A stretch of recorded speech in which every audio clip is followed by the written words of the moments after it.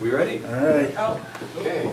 I pledge Allegiance to the flag of the United States of America and to the republic for which it stands, one nation, under God, indivisible, with liberty and justice for all.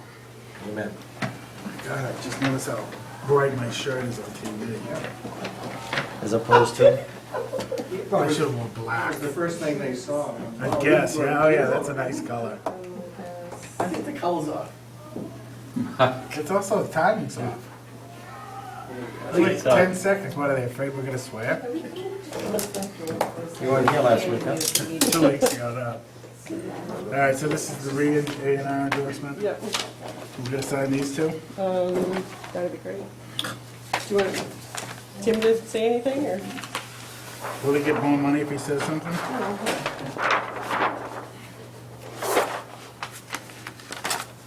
I don't have to pay him if he doesn't say anything. All right, then.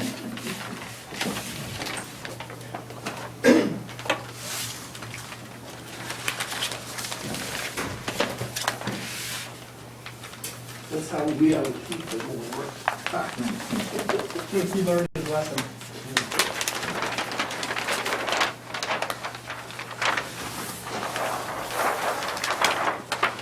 Okay.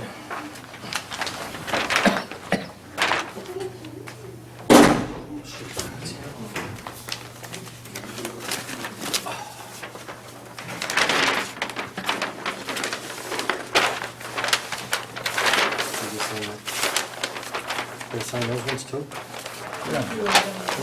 Karen, what were the changes to this, remind me? Note 3 was reworded, and we added a new date to it. Okay.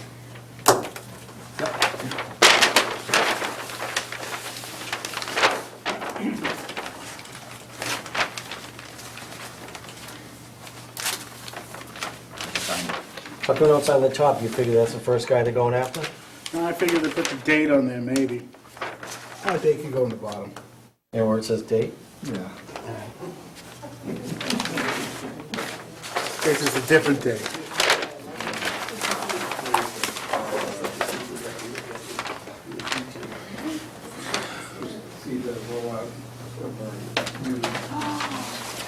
Every time I look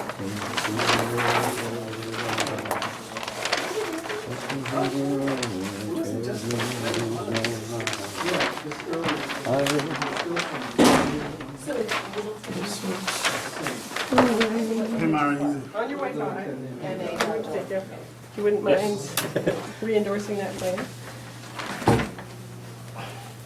You'll be out of here early, right? Sounds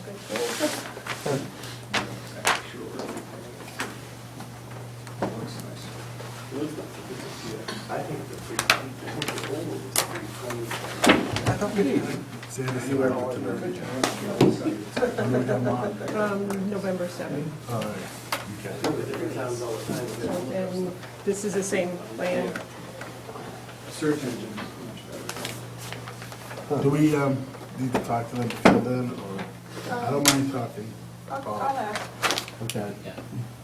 These need to be signed. The week's in, it's just. Right, really January. trying.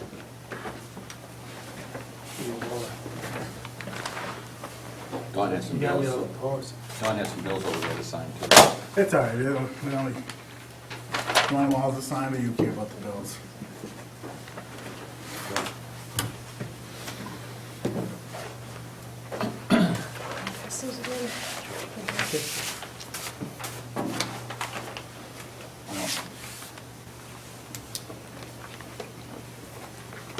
You're lucky we don't do this for just anybody. We sign plans. Who we doing it for? I don't know, some guy. Oh, that guy. That guy. That's it.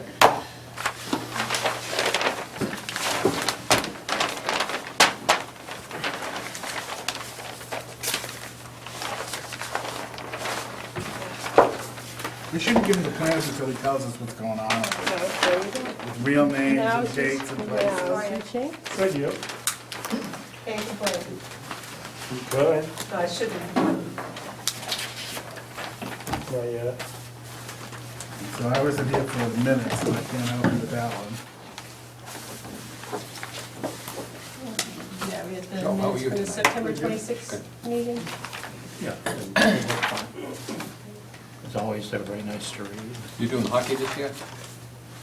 Just a spectator, first time in 30-something years. No way. Just a spectator. Unless you're drinking, that's it. So You going through withdrawal? Motion to accept the minutes? All right, It's kinda nice not having- Anyone has any problem with it? Or no If not, practice. I'll entertain a motion to accept the minutes So of the moved. 22nd. All in favor? Aye. Aye. Cool. What's that, couple more? Want facts? All right, so the next meeting is November 7th. Right. Because you didn't care to meet on Halloween. Come in costumes. There you go. Okay, so that's how it is, 27? on November 7th. November 7th. The next one.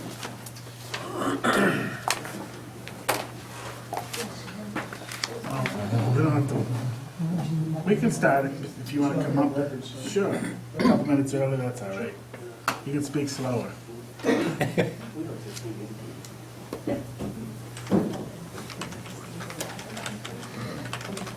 Today's really just a quick update for a couple things. We have a couple handouts just I thought would be helpful for anyone who might have questions afterwards. And seeing that there are a couple selecting here, we thought, let me give each of you. Great, thank you. Nothing super top secret on you, but I wanted to give a quick update on leasing activity, our schedule, and where we are with the overall project. Just as our normal quarterly update, and I'll leave this with you and Joe, just so things go along. Do you have an extra copy? And everyone knows, my name's Sam Park, this is Tim Power. Just as a quick 5-second overview of where we have been and where we are. Essentially, this is, the site, everyone's seen it 100 times. I know we've done a couple walkthroughs and what have you, but it basically, the part that we are constructing at this point is basically the area known as Phase 1. And inside your package, we will have some clean copies that don't say sample on them. They're being digitized now, so that you can actually put them on your webpage. But it's a very recent flight as of last week as to the, you know what, Tim, one time, Tim. So if you look at that, that's what that kind of shows you is the, and I'll hold it up, but these, we just got these fresh, so they're being, high definition, things are being, they're basically flying the site every couple of weeks now to try to get just pictures of the progress, largely for our marketing efforts. But as you can see in the photographs, the roadway has now been fully constructed up through the end of Phase 1. Even Route 19, other than the traffic signals, which are supposed to be going up, has all fully been widened, curbs are in. Final paving course is not in. It may actually, that is the one that may be delayed until the spring just because of the cold weather. But essentially all the heavy construction has been done. I will say Savis's group has been exceptionally great to work with. We changed the design on him at the last moment, and his troops responded on schedule and have been able to get a total redesign done and on the field and installed quicker than some of the other private utility companies have been able to get back to us on the original design plans. So I commend them for that effort, and we're very appreciative of it. As you'll also see in the photograph, as a courtesy to some of the neighbors up on the hill in Westford, we've actually stabilized the dust area behind them. We've actually advanced some of the Phase 2 excavation work to sort of minimize future disruption. There's still a lot of earthwork to do back there, but you can see by the green areas that we've actually stabilized it. That's also something the Conservation Commission wanted us to do to sort of minimize it. So a lot of this stuff is now cleaning up. You shouldn't see any more, heavy rainfalls disrupting anything. So it's been very productive over the summer. So you seeded it? The back part of the hill, which was the steep grade chain, we actually cut into it for the Phase 2. And you can see that we've stockpiled. So the only construction we have left is really where the cinema site is. And that's, but up here, at least now, the neighbors have a little less dust right behind them. Once we're completed with the site, since we'll be digging back into that hill when we start phase 2. We have a planting plan that will also provide a little extra buffer between us, our rear yards, and their properties. Probably more important is on the schedule. Actually, these photographs are pretty nice because they actually show all the leaves changing in Littleton, which I thought was spilled ink, but it actually is, which is a very quick schedule that we have for this. Basically, in the years that we've always envisioned, we're pretty much on track. We're probably a few months behind on some things. The utilities were a little longer to build than we thought. Getting our leasing has been great, but getting some of the anchor commitments took us a little longer than we expected. But basically what we had is we had acquired the land in 11. Mass excavation has been pretty much running through. These are based on today's date, October 12th, what we expect on October 13th. We basically completed a lot of the heavy phase 1 excavation sometime towards the end of last year, and I've been really working on utility work and paving and finishes. So really, mass excavation, utilities, infrastructure are pretty much wrapping up as we speak. If you drive out to the site now, you'll see that the granite curbing is going in, and then finally finished paving should go in the spring, where we'll shut down the site work once curbing and what have you. Lights are in, wastewater treatment plant is up, being tested. Power is on site, has been energized to the systems. The parking lot lighting has been installed. Some of the pedestrian lighting has not been installed yet because that's one of the last finishings that we put in. Could you define this with the phases? Yeah, Oh, sure. In your chart, you have the duration bars, Yeah. but could you Yeah, tell us basically, what the phases happen? phase 1, This? so as we go to now where we're into the building construction, which we started actually right at the, earlier this year, right around early spring, we started the foundations for buildings A and B. Right. So when you look at that, building A is actually, all the foundations for A and B are just been completed. The steel for building A has gone up. Steel for building B should be on site by the end of next week. And it's basically just a fabrication schedule. They start at one end, they pour foundations, then the foundation crew moves over to building B. Steel crew comes in, puts up the steel, then the steel crew moves over to building B. As soon as they're done with building B, we are intended to do D, E, and F. So the foundation work for that should happen shortly, as soon as this building starts under steel. And then we will be doing building C, G, and possibly M on that schedule, but it's really C and G. And so C is actually in our planning, has always been more of a phase 2 building, but it looks like we're going to be able to get that leased up based on the leasing momentum we have. And then finally, building K and L, which are the remaining part of the retail and cinema entertainment on this side, would start, because we still have about 9 months of heavy earthwork to do to prep that site. So our goal is basically to get A and B open by this spring, actually, and we'd call that the early opening. D, E, and F are expected to open late summer. We had hoped to get them open by early May, but we... Was it DEF? D, E, and F, correct. Who's that? Open next summer. Who are they? The 3 buildings that will have the specialty shops, and we'll get into the leasing. And then C and G would basically be 6 months beyond that. So they're basically every 6 months will be, I know what we'll get there. I was just playing. And we'll get, basically the buildings are staged every 6 months to keep in progress. We are contemplating an earlier start on back here because we have cinema interest from 3 cinemas at this point. And so I will go right into what everyone wants to talk about. We have reached an agreement with Market Basket to relocate one of their 2 stores in Westford to the site. They have reached agreement, and they have pretty much acknowledged that they're in agreement. And some of you know that we've have some agreements with some other restaurants like Tavern on the Square. We are still finalizing their lease, but since they've announced it, I don't mind sharing with you that we have reached agreement with them. This plan here, which you look at, is basically color-coded for phase 1. The dark color represents, we're executing leases as we speak, but they're basically, we've reached business terms with those colored in dark gray.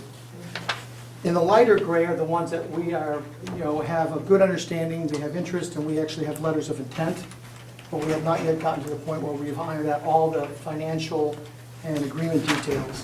And the reason this is somewhat of an important graphic is basically, we are looking to get what roughly, our goal is to have about half the space fully leased and committed before we start construction. So we're racing with that to try to get those lease commitments in place before starting B and F.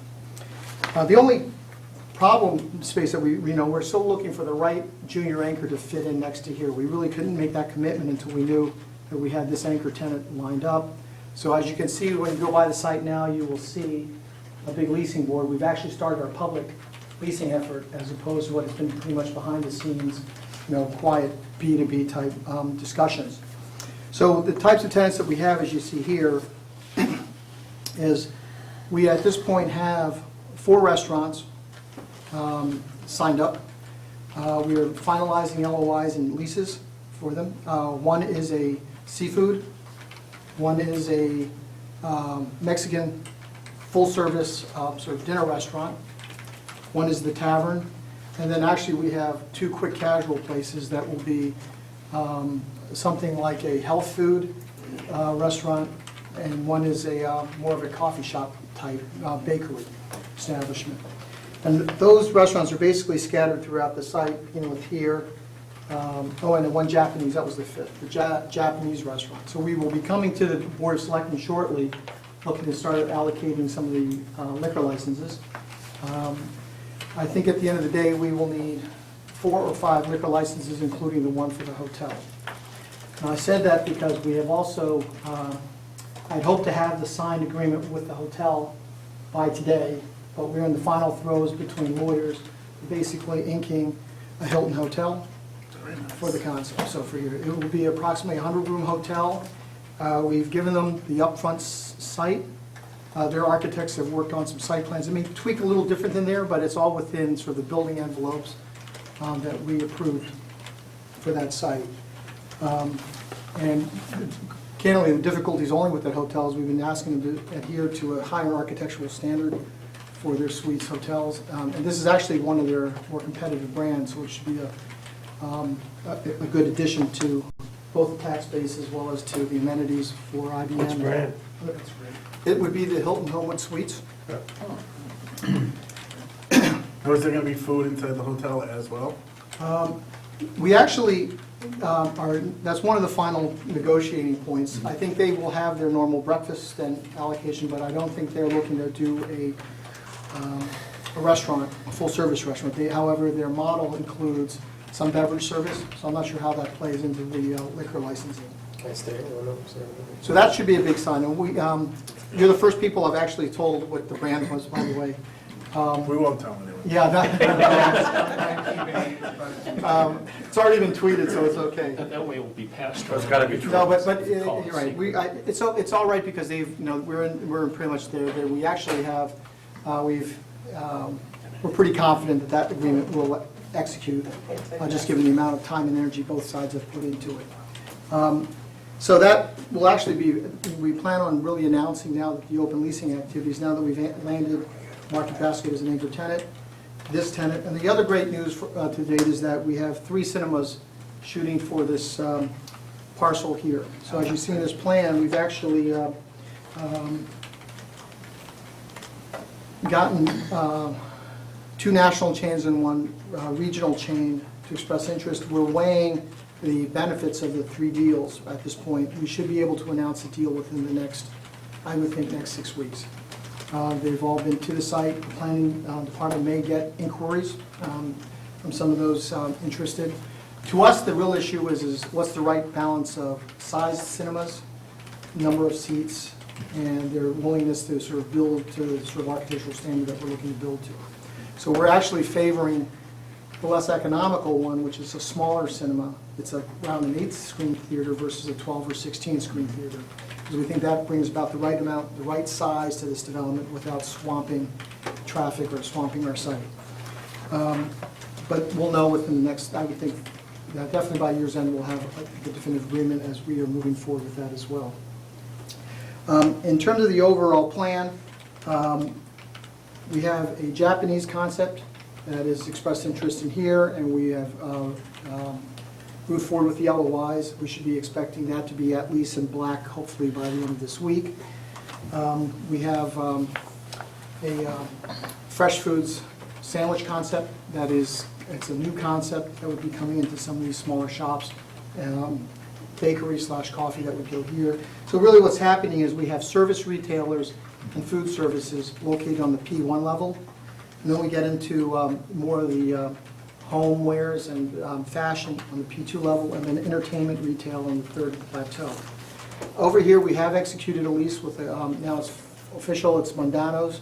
It's an offshoot of a brand called Parmita. They are basically a version of Wayne Sonoma or Sur La Table, or that type of European housewares.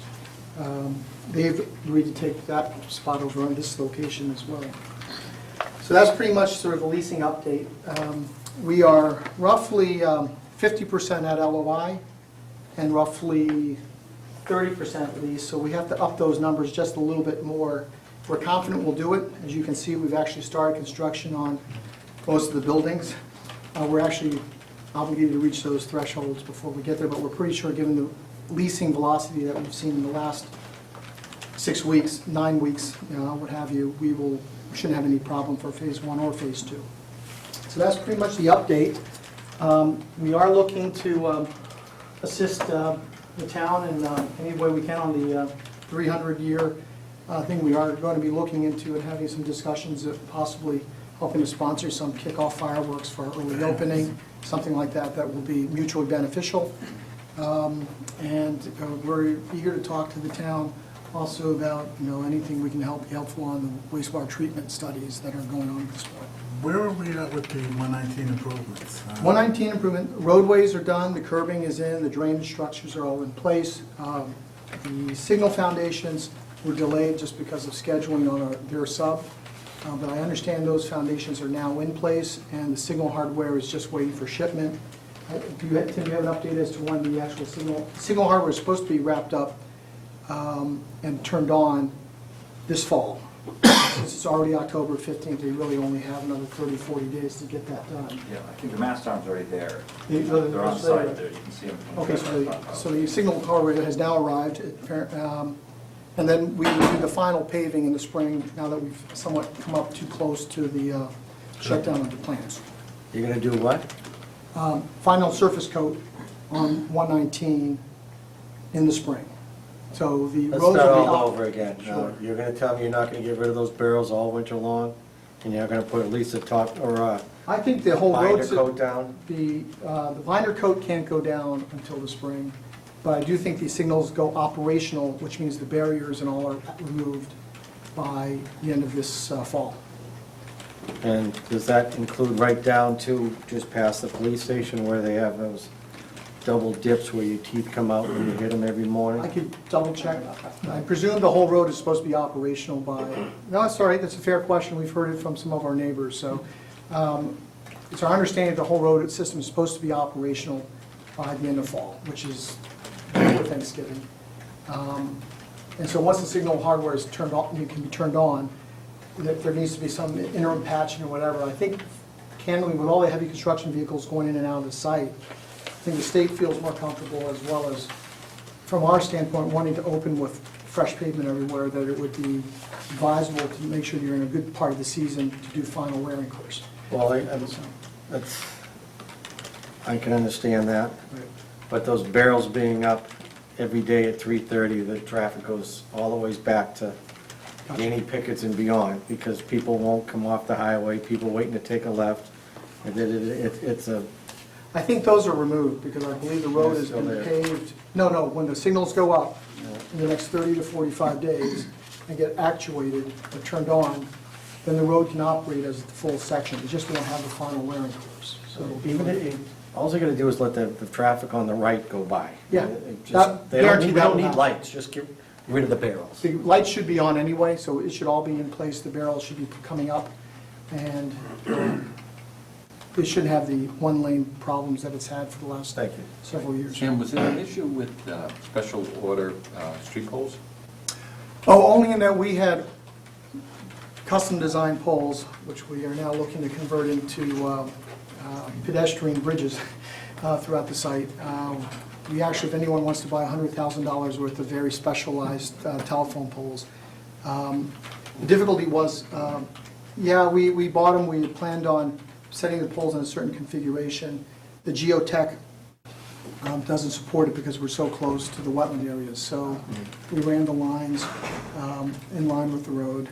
And that's where I say Savas did a great job in responding to a very sudden change order. But good for us, we are intending to reuse some of these 80-foot-long fabricated wood poles for things like walkways, and we have a few areas that we're doing pedestrian crossings that we will actually try to use much of it. Great.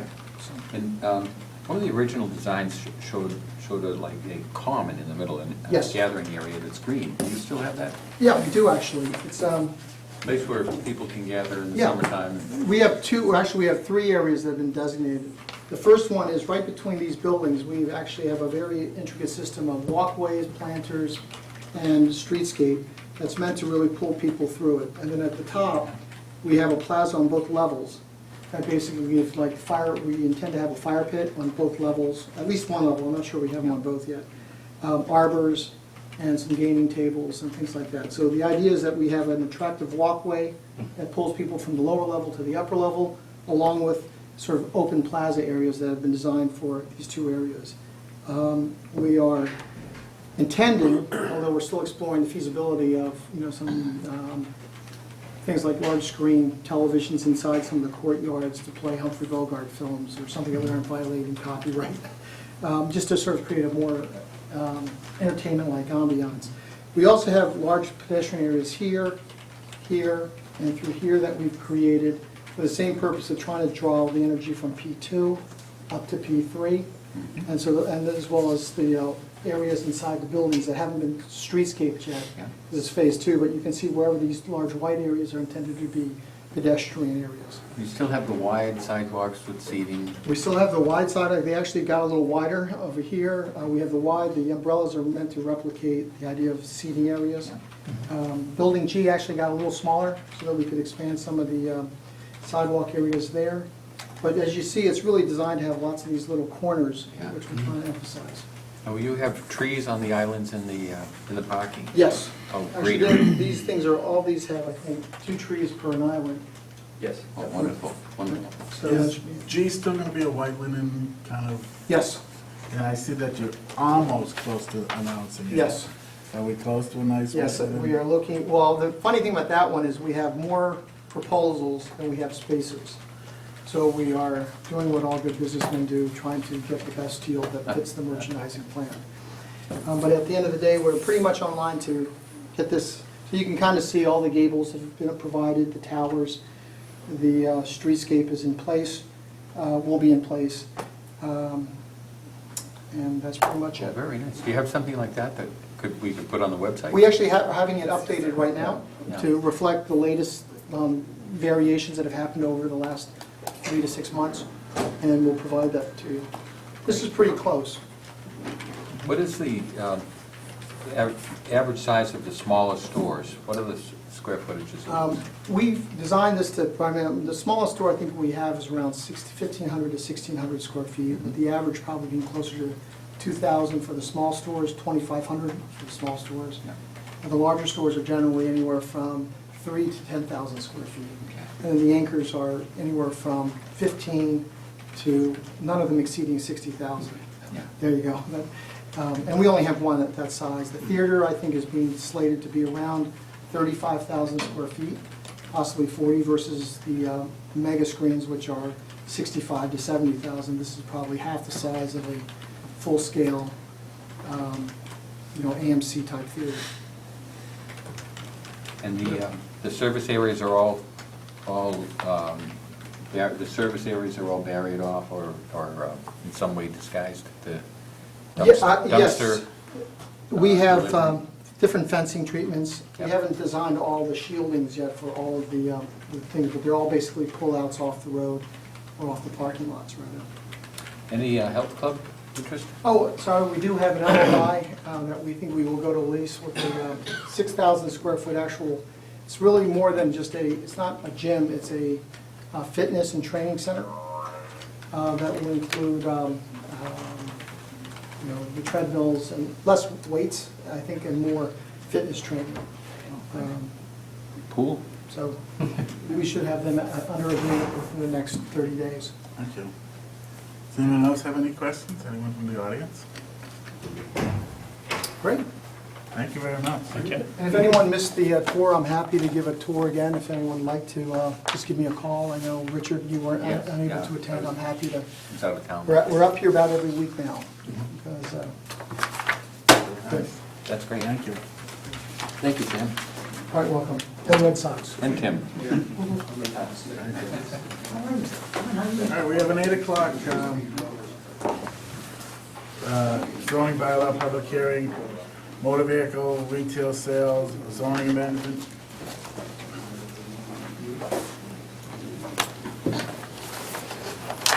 All right.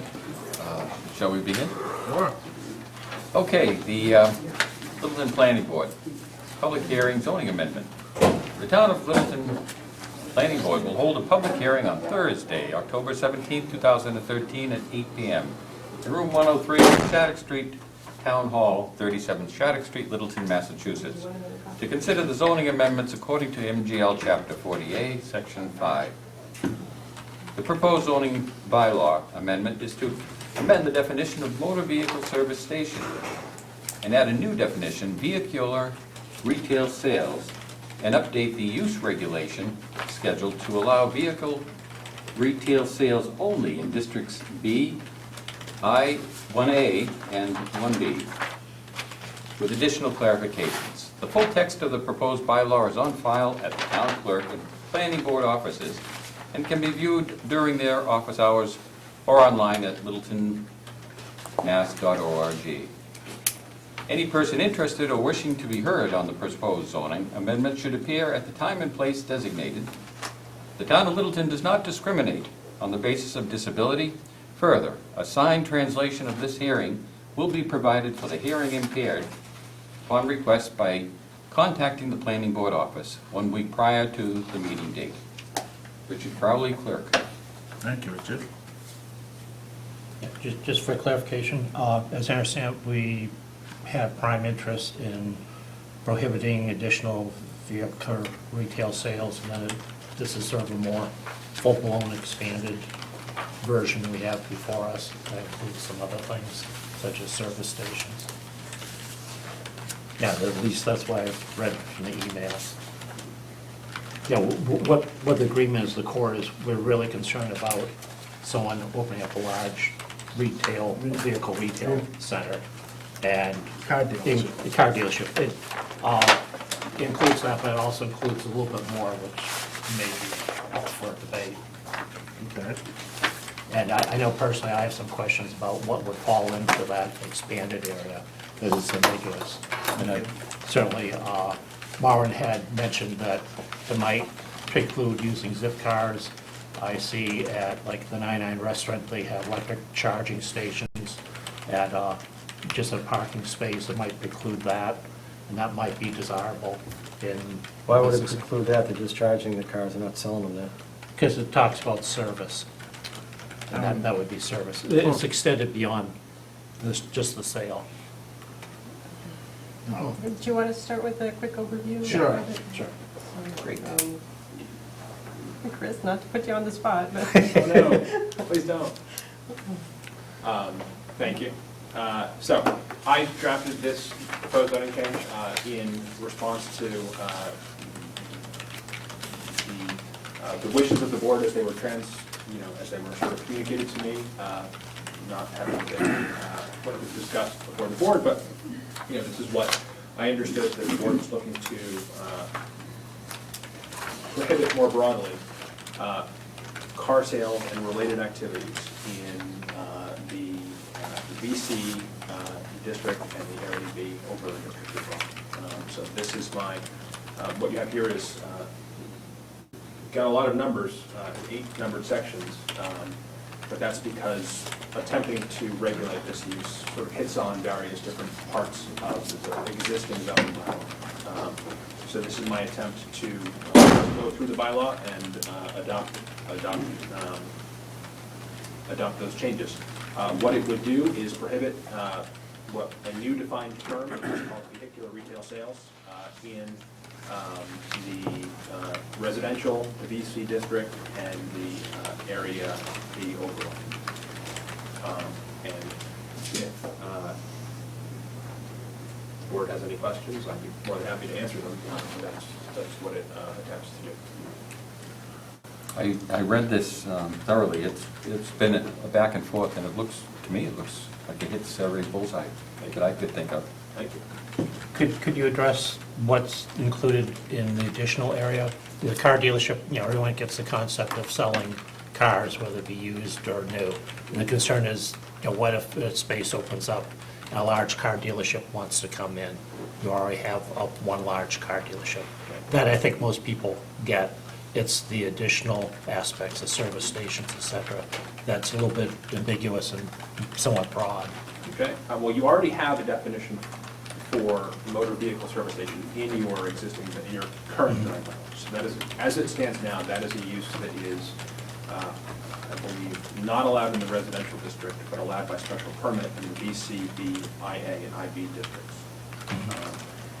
This change would take a component out of the definition of vehicular service station, which is the sales component, and leave in the service, and make that a use that is not allowed at all in the residential and VC districts, and allowed by special permit in the VIA and IB districts, except for the parts of those districts that are in the area B overlay. And it adds a new defined term, which is vehicular retail sales, which is your classic car dealership, but also a parts or accessory store, or a subset of a car dealership that's just storage of cars.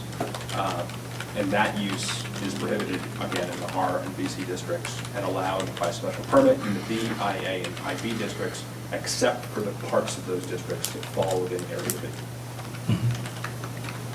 Sounds like the Three Stooges, BIB, BIO. I think you did a great job. Now- The question I have is, do we actually understand the impact of this? I mean, we've written this up, but, we haven't gone to the public that much to get feedback. And I guess that's my concern, the things we're doing here that will surprise us down the line. Are there sort of unintended consequences? Car dealerships are got, we teased apart the car dealership and those other things. Well, the other thing, Dawn, is that this could be revised again in the future if it turns out that there's an unintended consequence that is deleterious to the town. Right, and I guess one of the things that was raised by Marvin is, will this prohibit, say, a zip car lot or use of zip car, which doesn't have a whole lot of negative impact, but might facilitate, use of something. I also mentioned just an electric charging station, a parking space. Go 99 restaurant, you see there are 2 units there. Would that prohibit something like this? The electric charging station, I would see as an accessory use to a restaurant or some other. As opposed to a primary use, you're saying? That's correct. It'd be an accessory use, because that's it's actually encouraged everywhere you can. I don't believe it would prohibit the charging station. Zip car? Zip car is a more interesting question. It would prohibit a zip car facility as a principal use of property. So that would be prohibited. Even if it's small, as you see in some places, As a where principal use maybe of a lot, that would be prohibited. like a handful of cars, yeah. If it were somehow accessory to Sure. a otherwise permitted principal use, I think that would not be prohibited by the. And I can see how that would be a positive thing if it were, again, accessory to some existing use of town. We're encouraging as many uses as we can that are small scale and pedestrian friendly and economically beneficial to the town. I think some would argue that the car dealership has been beneficial to the town a little time. I know Mr. Moran would surely argue that point. What about a rental, car rentals, like an Enterprise or something like that? It would be, even though it's for rent, not for sale? Sale or lease of new or used motor vehicles. Yeah, it's a pretty broad definition. I'm gonna say that that covers a rental. Okay, just checking, I'll make sure, so basically the common area as we know it, we're, But for those that are already there. right. Yeah. And that makes sense because most of those lots are too small to have car dealerships or rental places or of that sort of stuff. Anyone else have any questions about it up in the audience? Jerry?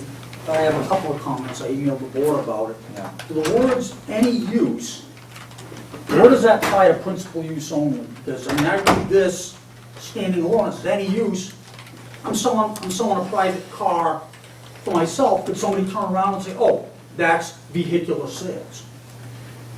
You know, should this say any principal use, or is that covered elsewhere in the bylaw? That is covered elsewhere in the bylaw. So we established in number 2, you add the definition of vehicular retail sales, but then in 3 and 4, you are changing that's where you are putting it into the table of uses.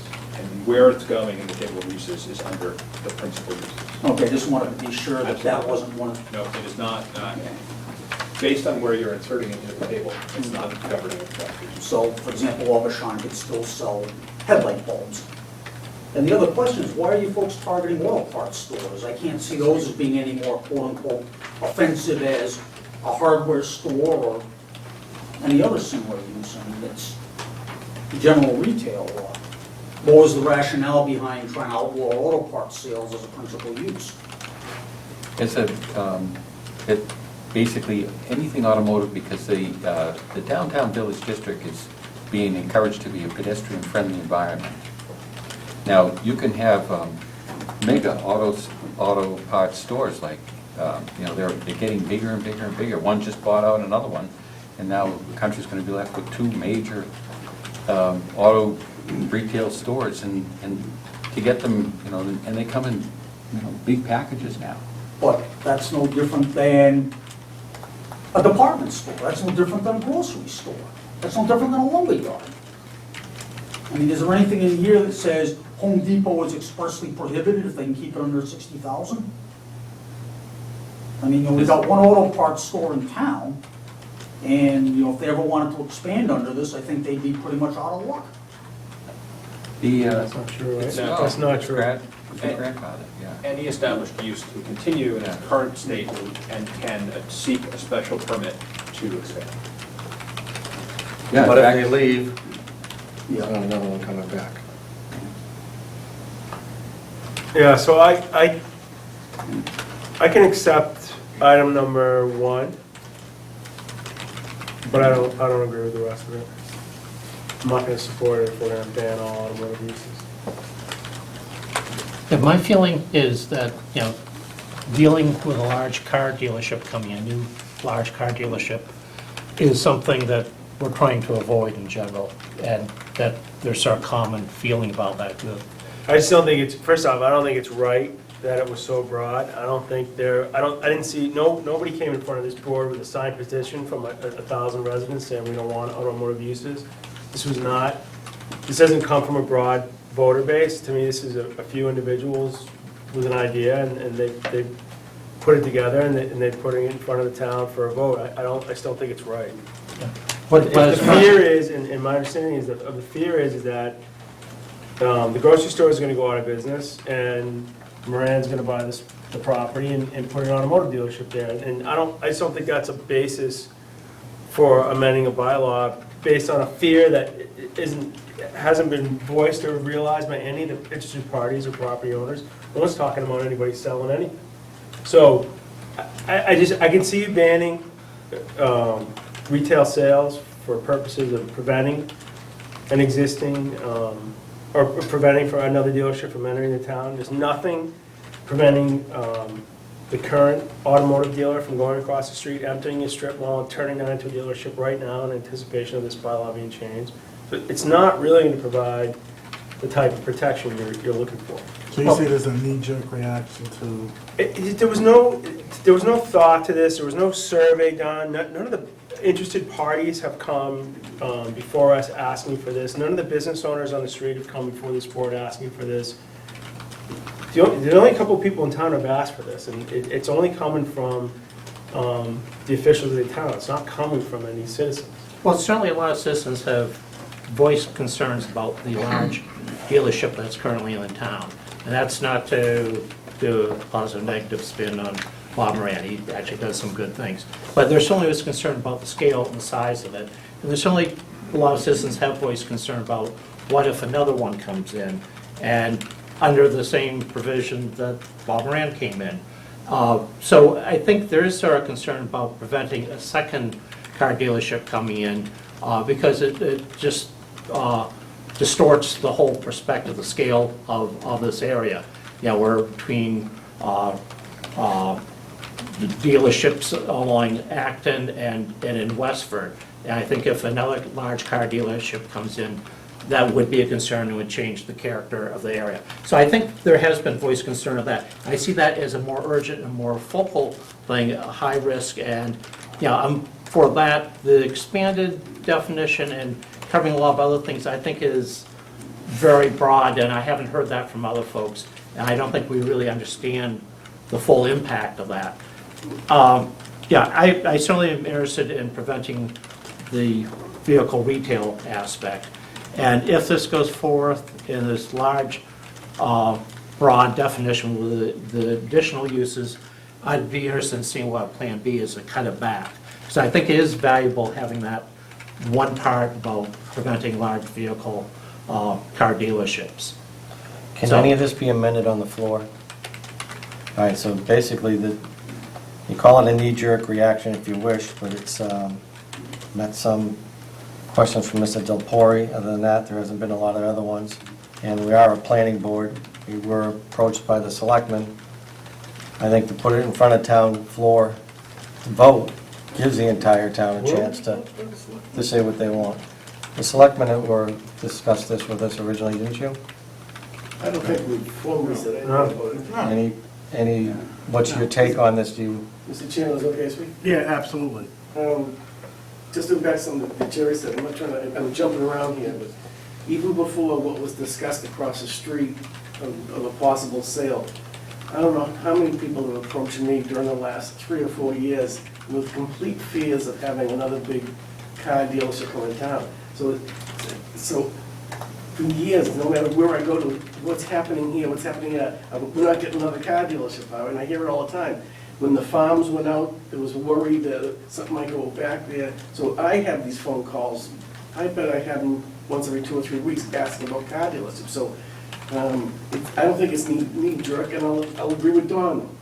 A lot of what he said is true, that there is concern about a big car dealership coming into town. So some of the other stuff, maybe we can go to town meeting and change. I want to reread this because I don't fully understand even some of the concerns that was brought up by Mr. Del Fiore with an auto parts store. Maybe some of that stuff could be refined, but I definitely think there's a concern in town about something being a large car dealership coming in. So not to repeat. Yeah, so I don't disagree with what you're saying. I'm just saying that item number 1 or item number 4 here, the prohibition of vehicle retail sales in the overlay district, I don't disagree with that. I just disagree with prohibiting all motor vehicle related businesses from being in the downtown area.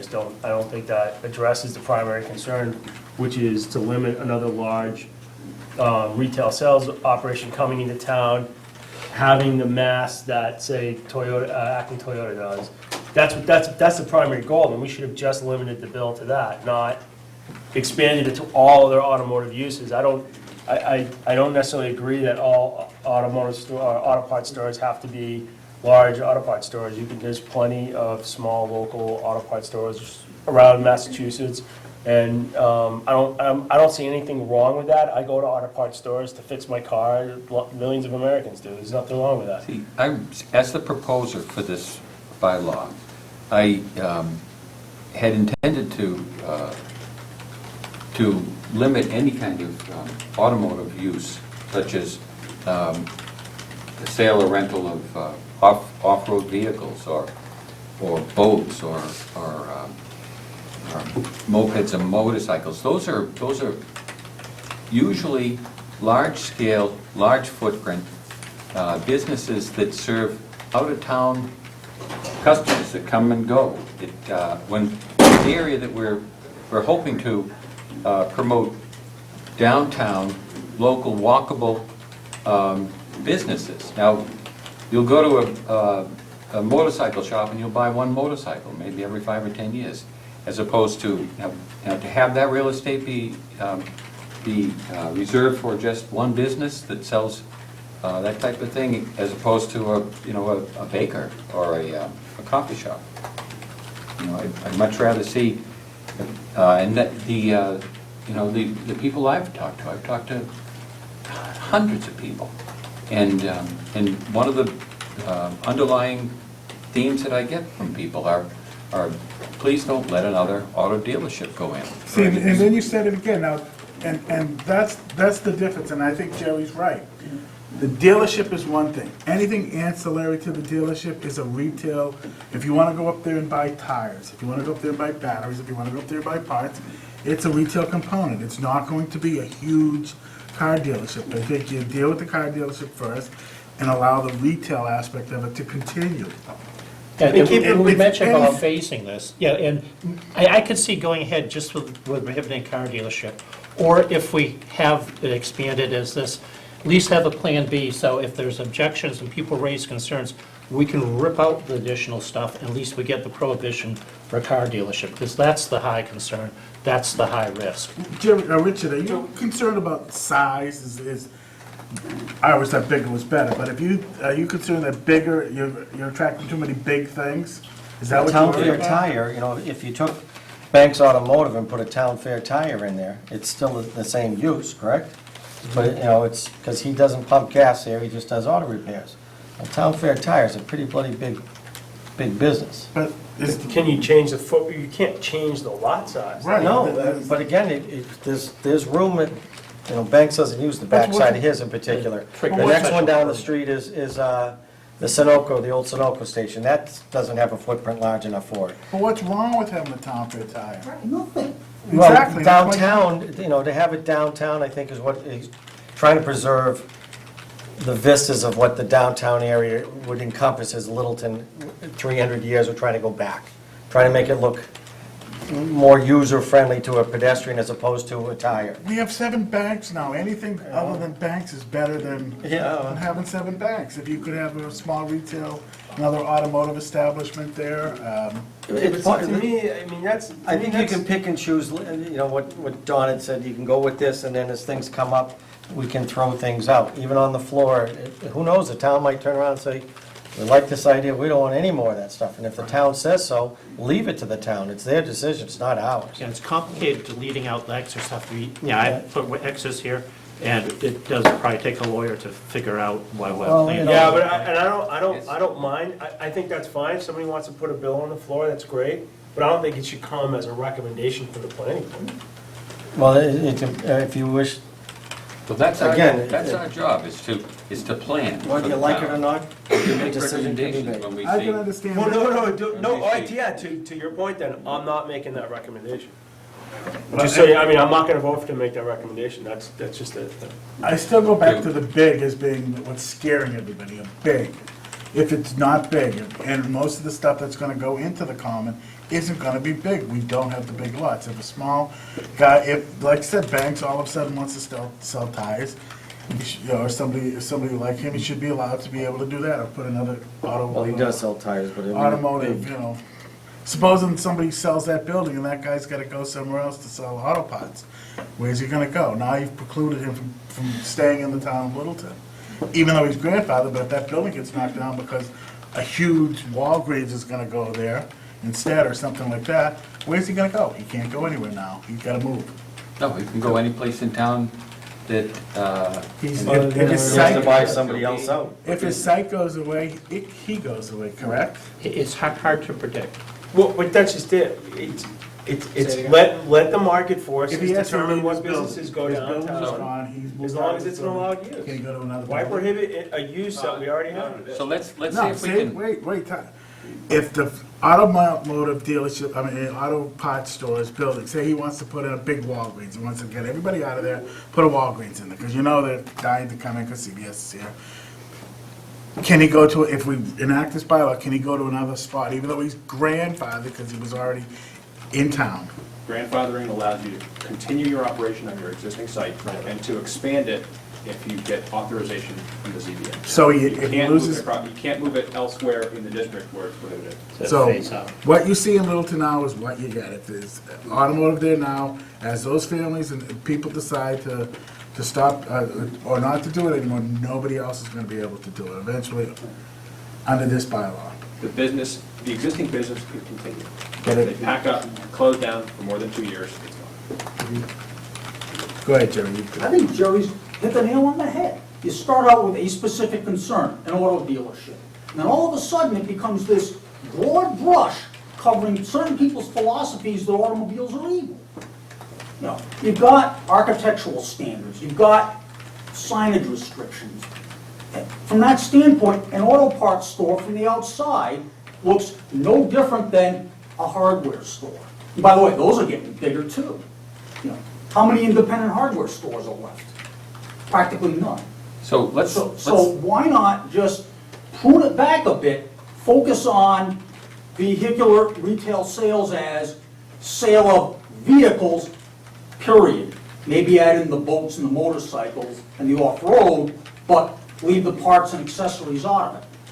so it sounds like, I think we have unanimous agreement on auto sales. Right. We started off that way. The second paragraph, it gets into, without limitation, varieties of motorcycles, mopeds, off-road vehicles, snowmobiles, jet skis, parts or accessories, or the commercial display or storage of any motor vehicles, parts or accessories. So, Should almost strike it. So parts of accessories on Parts to of the it, end could be deleted. so you want to eliminate the parts or accessories portion. Yeah, I have no problem with that. Yeah, and that's why I said it might be helpful for Laura does. I mean, I've looked through it, I've tried to scale it back, but So- it's complicated. So we eliminate the parts or accessories portion. What about the, let's go right to this. What about motorcycles? no, leave all that, Mopeds, leave it, off-road sporting vehicles, leave it, snowmobiles, leave it, jet skis and boats. leave it. Yeah, and Get rid of the parts or accessories. to No, wait, the, let's to the go end. back to boats. When you say boats, you mean like, are you gonna prohibit canoes, kayaks? Or are you really trying to Not in- prohibit? Not intending for canoes or kayaks, small-sized boats. Well, what's the definition of boat? Boats is a qualifier on motor vehicles, so kayaks, canoes would not apply. So motorized. Motor Okay, vehicles. Got it. perfect. So we get rid of the parts or accessories. What do you mean, get rid of it? I thought we're leaving it in. now if we cross it out, then it's just on car dealerships, not parts. How about the next word that says commercial display or storage of any motor vehicles? That's fine, you can keep that. Okay, and then get rid of the parts or accessories. Correct. All right, so for those 4 words now, it sounds like we have a workable bylaw. No, No, because then you gotta go cross around the out rest of this 4. and get rid of motor vehicle service stations.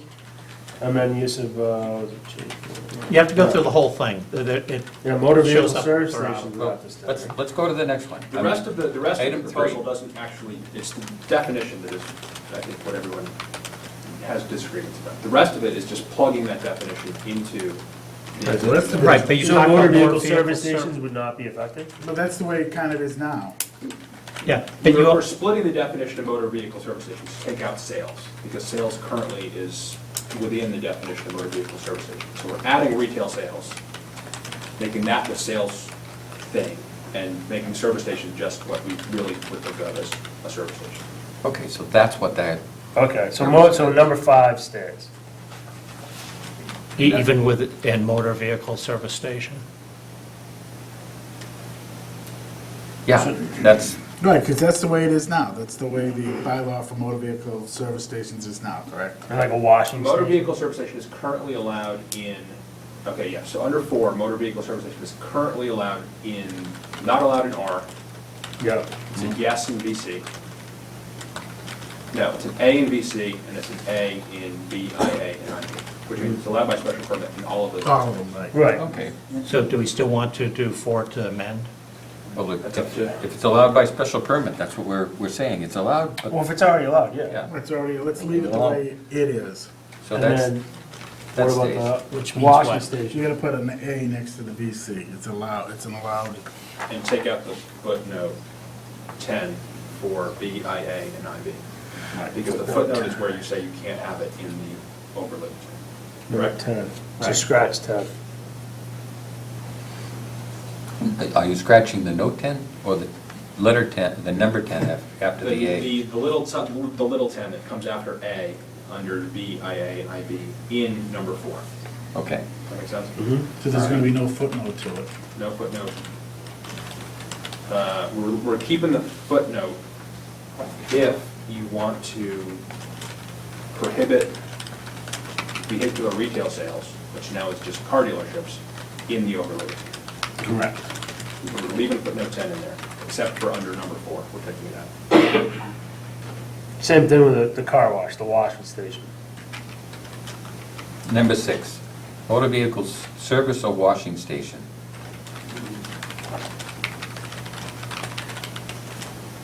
Are we okay with that, gentlemen? Okay with, no, I mean, I thought we were gonna just do vehicle retail Right, sales. so we're okay with allowing it. Well, It says amend. right now, you would be not allowing it. That's So correct. currently, motor vehicle service or washing station is an N, in the aquifer and water resource districts, is an N under aquifer Right. and a permitted by special permit under water resource. What we were doing in number 6 is saying you can't get that special permit in the overlay district for a motor vehicle service or washing station. So we're gonna give, Allow, if you want to leave it the way it was, leave it the way it was. we would eliminate The P. 6 entirely, I believe. So, Kill 6. Kill if, 6. well, if we kill 6, does that mean a car wash can move into town in the center of our district? Yeah. In our village district? Yeah, Pursuant to special permit granted by this board, yes.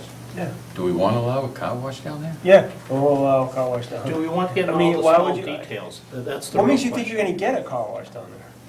You don't have one now. Let's leave it on the special permit the way it is now next. Okay, that's So- left. So 6 is out, That's it then. or Then- 7. No, then we have the, 8, you talked about 8 motor is vehicle what it is. services. 7's gotta be zinged, right? Because it says motor vehicle service. Yeah. Right. 7 is out? No, 7's No. in. 7's in. All right. all right, so that's what we're gonna, You got all those changes there? I do. Yahoo, next. that's it, we're done. Is anyone else?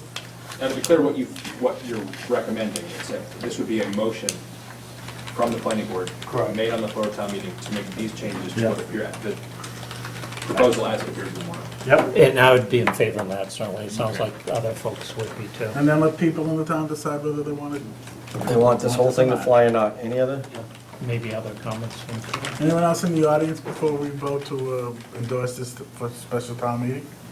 Sounds very reasonable, thanks for addressing my concerns. Okay. Yeah, if people want to go further, then it can be done in a second phase. But, you know, this is common All right, so I'll ground. entertain a motion I'll to, move to approve as amended. Second? Second, third, fourth. we have to keep it the way it is, but knowing that we're gonna amend it on town meeting floor, correct? And wait, we didn't do 8, which, 8 is Talks about more vehicle service stations. talks what it is, right? Isn't that the says definition? you can't have a motor vehicle service station if you are doing a development under the area B overlay. We want to take that motor vehicle service station out of 8 Yeah. and leave in vehicular retail sales. Yes. Okay. But just to be clear, in that area, we can still have motor vehicle service stations, and we can still have car washes. Just so And auto parts. Just to be clear. Just to be clear.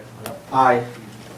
Right. So we're- the sense of it, we Right, so think it's we have that- the wording, but That part of Area can B check that's it. not in the aquifer district, Right, because which it's is already. one small slice up near Westwood. but we'll nail it. All right, so we will, Well, no, what you're saying in 8 is that a motor vehicle service station can be a component part of a master plan development in Area B. Right, but most of Area B is the aquifer district. The only So at least area very B little. that's not in the Aqua District is one small slice up near Westford. So when 'Cause you you're right combine on- those two overlays, Okay. Because you're right on the well up there, too.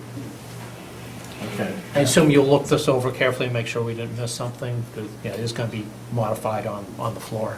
So, one last time, are we gonna, I'm gonna take a motion to ask this to be put on the warrant? well, now you have to vote your recommendation at town meeting. That's one. And it's already gone to the selectmen, that's right, it's gone to It's- selectmen, they haven't it's on the voted, warrant. because It's on the warrant. it's unclear as to what it was gonna be. Mm-hmm. And they'll take it up, but whether they wanna recommend it or not, you know. Okay, I'll move that. I'll second. Second. All those in favor? Aye. Thank you. I think. We'll find out town Good meeting work, floor. Chris. Yeah, Thank you. I'm sure you're gonna be there for town meeting, right? I'm done. Take a vacation. Okay, right back on schedule. Okay, we have an 8:20 public hearing, major industrial special permit, 80 Air Road. okay. All right, planning board. Have a seat, gentlemen.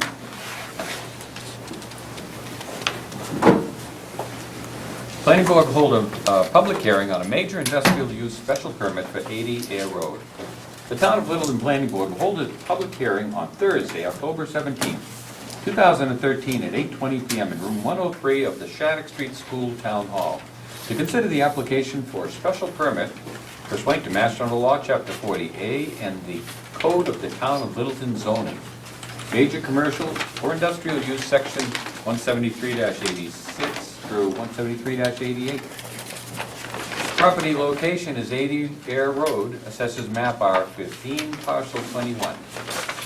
Owner applicant is TMC Leasing, LLC of Littleton. The application is a major industrial use special permit for the existing concrete manufacturing plant and all other uses which the premises are currently being used. Application and plans can be viewed at the Littleton Planning Board in Town Clerk's office during their business hours. Any person interested or wishing to be heard on the proposed plan should appear at the time and place designated. Richard Crowley, Clerk. Thank you. Want to give us a brief overview of what you're proposing? This is the concrete batching plant. Thank you, Mr. Chairman, members of the board. My name is Alex Para, with the Augustine Levine Para and Netburn, representing the applicant. With me is Mr. Bill Beauregard from TMC Leasing, and also Rob Oliver from David E. Ross, standing in for Jesse Johnson. So, you may ask what we're doing here, since we're not actually proposing to do anything presently.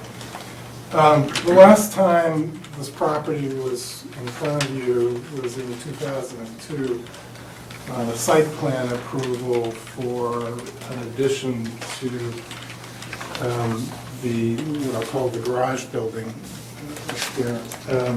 And before that, there was a site plan approval in 1999, which dealt with parking and drainage on the site.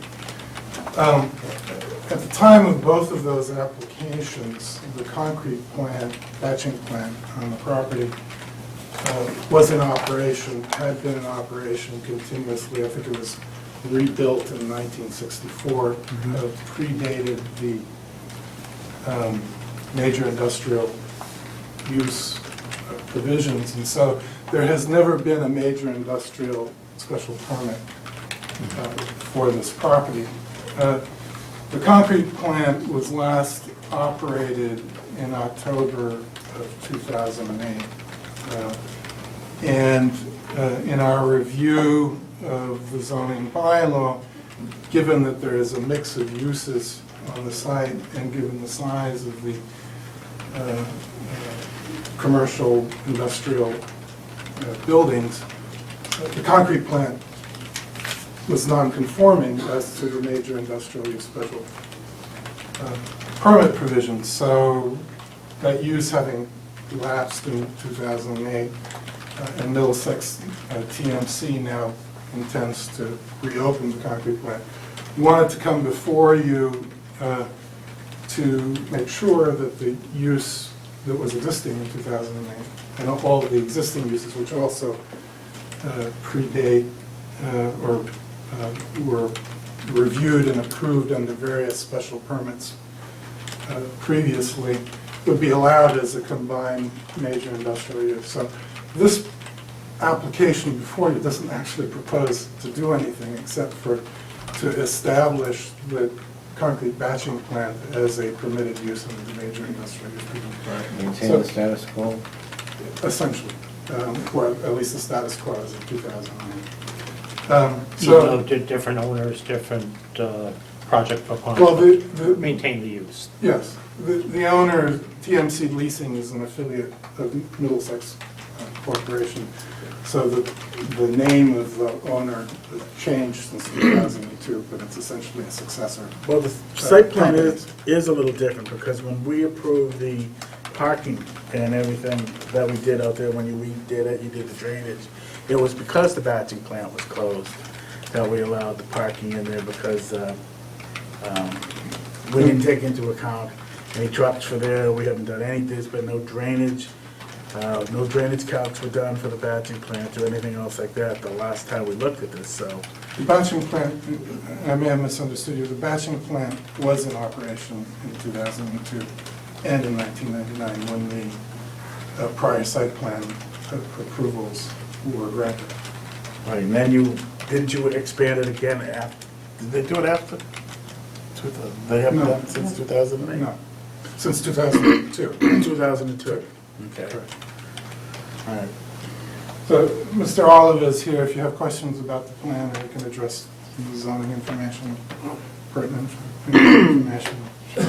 Well, one thing we want to talk about is if you're going to start it back up again, obviously what was done in 1964 is not going to, because of the close proximity to the wetlands and everything else. What are you gonna do with the water runoff and and the things like that that are gonna be associated with that batching plant? Yeah, I know you're saying it's not. No. And I want to give you a full explanation, I'm not trying to avoid, so we're proceeding in steps here. And first is to establish that the use is acceptable to the board. Now, if we go to the next step, which would be to reopen the concrete plant. And there are any number of possibilities with respect to that. We believe that the concrete plant needs to be replaced. And but the repair of it is not an economically practical solution. So we would obviously come back before the board, this board at that time, for site plan review as to the concrete plant. I would tell you this, that there is no intention that the replacement concrete plant would be any different in terms of capacity or usage than the pre-existing concrete plant. And I can also tell you that we believe that anything that would need to be done in terms of the concrete plant can be done within the existing footprint of the plant. But we would come back before you with site plan approval with respect to that portion, and to the extent, there are, I think, the riverfront lines are shown, the 100-foot buffer. So to the extent that we're subject to Conservation Commission, obviously, we would proceed before them as well. But the proposal in front of you tonight, we're not at that stage yet. We haven't gotten that far in the process. You just want to talk about the use. Well, we really have to proceed in these steps because before you can do anything with respect to financing of post-construction, you have to establish that the use is permitted. That's really our problem. So we're going to be back in front of you and in front of the Conservation Commission. So that's really... I guess it boils down to there's been a batching plant there for 50 years, 60 years. That's correct, yeah. the question, the only question I have, I think we all remember the concrete plant there, is in order for it to work now, it has to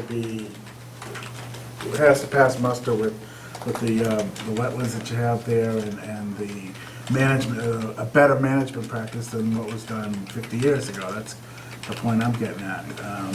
With the extra concrete, I can remember going out there on a sidewalk when it was running, and the concrete was just going from the water was just going from one pond to the next, just settling out the concrete in there, and you're so close to the water. Back in the good old days. Exactly, back in the good old, obviously we didn't have that. No, well, again, so we fully expect to be back in front of you with the details of a proposal for the renovation or replacement of the plant. We fully expect to be in front of the Conservation Commission with respect to all of those types of issues. I mean, it's industrial A, right? It's industrial B. B. It isn't allowed use there, it was there. Anyone have a problem that it hasn't been running since 2008? I have no problem. I think getting another operation back up and running, I know, paying I know, taxes is a good idea. I'm asking us first. Anyone else? But understanding that, things will have to change. Oh, I absolutely. mean, I see waivers you're looking for, saying that it not be surveyed and site plans. I mean, none of that's in place now, but you plan to run the whole operation. I mean, I could understand if it's sort of something minor, but it sounds like you're thinking of something major. And, to put it back in operation, the whole Back site. in front of you. Well, let me put it this way. I think the board would feel comfortable with telling you that we don't have a problem right now with the use because it's been there for so long. Yeah. But we have a problem with turning that existing plant back on. The conditions of use. Well, I would say that then if you would be willing to grant the special permit that be placed, and then we're fine with that as a condition that we come back before you with site plan approval when the details of construction are worked out. It has to pass muster with current day Right, regulations. Correct. I'm not so sure we can do that. Maybe I'll ask town council that one, or is he pretending that he's not listening? Is this like double dipping? Guess you weren't supposed to be here for this one? So you've got a few more minutes after I you're done said with the other. I would stick around. The point is, anyone who's lived in Littleton for 30 years or more remembers there's always been a batching plant out there. It used to be part of the pre-stress. They made concrete for the pre-stress, obviously, drove it across the road. And then they had the cement mixes. Sandval was everywhere, delivering ready-mix concrete. Hasn't been used since 2008. They want us to verify that use can still be done there. My question is the condition of the existing plant. We want to make sure that it's brought up to whatever standards need to be best management practices for now for running a concrete plant. So the question is the grandfathering of it, I guess. If you grant the special permit, Mhm. you are authorizing this use to go into this building. If you want to look at the particular impacts of this, if any, later through site plan review, you can do that then. But by voting on the special permit, you're saying this concrete plant may go into this property. By voting on the special permit, are we also saying that plant can tomorrow start making concrete? Or can You're we? saying this entity can establish a concrete batching plant in this building. And can You start? cannot, and from that point forward, you can conduct site plan review, Mhm. but your decision as to whether or not this use can be established will have been. The use established, but we can condition it with current regulations. You're talking about water management, stormwater management, I guess so. I don't think that's what it's site water management. No, that's not what he's saying. That's what I'm asking. No, so we're just approving the Conditioning use, the use. but it's already there, it's just not in operation. To my not, you haven't authorized it yet. No, I'm It's saying, there. if we authorize it, we're authorizing a plant that's already there. They're just saying it's derelict, they can't use it, they have to build a new one. We're not saying they can start up the existing plant, Well, they no. still have to go through all I don't know what the the process. I don't know what the impacts of this concrete batching plant, existing or not, will be. Well, let's say the concrete plant was in operation, and they didn't have a special permit, would they need to come before us? If they're in operation, then we'd be Major coming industrial before for us. there. From what I've heard, I think the answer is yes. They would still need to come before us. If the use has not been in operation for more than 2 years, And they have to come back. and its reestablishment would cause this facility to exceed the 50,000 square foot threshold, they need to come back before you get the special permit. Yeah, I mean, it sounds like it's gonna be a tear down of the concrete plant, building a new So, concrete plant. You know, I'm satisfied. are we, The last part gave me a twinge here. 50,000 square feet. that's the That's the special permit. threshold for the- They're before you tonight because there are other uses currently in operation, but they don't in total exceed 50,000 square feet. The reestablishment of this plant will cause the building to go over 50,000 square feet, which is the threshold in the zoning bylaw for this special permit. They don't go above 50, they don't need it. If they do, they need the special permit. But reinstituting this puts them over the 50. Correct. So us granting them this permit grants them the use of the building, go over the 50,000, but it ties our hands on what we can allow them, how they're gonna run the business. We can't say, you have to clean the water up, you have to make sure that Oh, you no, test the No, water. no, no, no. We can't do any of that. No, no, no. No, we can, I think we can, now I get it. I So in thought you order said for we them could to not. go over 50, we can conditionally approve this, that they'll come in with modernization to this plant. If we allow them to be grandfathered, they'll predate the 50,000 square foot threshold that we put into town meeting 10 years ago, correct? I don't know when you did it. Yeah, but that, 1988. it won't trigger that threshold because they pre-exist that. Well, can I just make a couple of clarifications? Yeah, please. The existing square footage separate and apart from the plant is over 50,000, not by very much, but it is over 50,000. That's just a clarification, I don't think it has a great deal of bearing. The intention, as I indicated, would be to modernize, renovate, replace the existing plant. So to the extent that you want to condition this on coming back before you so that you can do a site plan review, ensure compliance with current regulations, absolutely no problem. It's But can we says you do have that? to condition it. I saw some hands in there. Does anyone have anything they want to say back there? I need your name, sir, for Maren, please. Hi, I live on Fox Lane, Lancaster. I just had some concerns about the traffic impact and the noise impact. That plant hasn't been in use for a few years now. You just have 280, I know that it's getting very busy. Coming out there, it takes a while, even if you're trying to go across, right where they have the gas station going right across, past the ballet studio and stop to go. It's getting much more traffic right now. And what the impact is, it sounds like 85 cars per hour. Just looking through what the impact is, how many trucks are going to be coming and going. Are there going to be any restrictions on that? Is it going to be on Saturday morning? What is the intent of that, and what is the noise impact going to be? There's a lot of residential development just on the other side.